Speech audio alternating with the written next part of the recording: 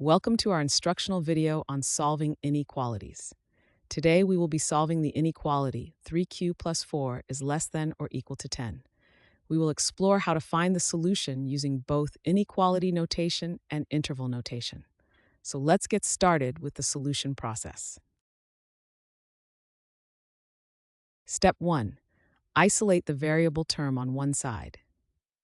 To solve the inequality 3q plus 4 is less than or equal to 10, the first thing we need to do is isolate the variable term, which is 3q, on one side of the inequality. We can do this by performing the same operation on both sides of the inequality. Currently, we have 3q plus 4 is less than or equal to 10. We need to get rid of the plus 4.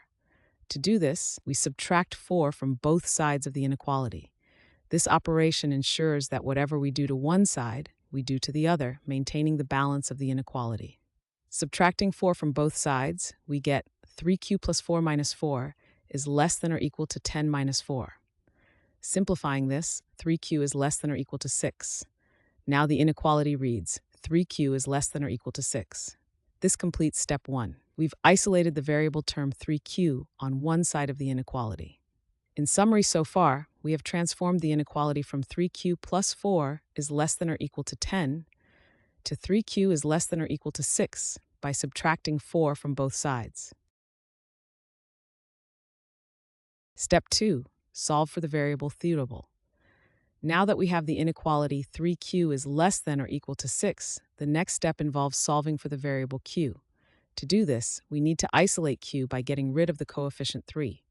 Currently, q is multiplied by 3. To undo this multiplication, we divide both sides of the inequality by 3. Just like in step 1, we need to perform the same operation on both sides to maintain the balance. So we divide both sides by 3. Dividing 3q by 3, we get q. Dividing 6 by 3, we get 2. Therefore, the inequality becomes q is less than or equal to 2. This is the simplest form of the inequality and cannot be reduced further. We have now solved the inequality.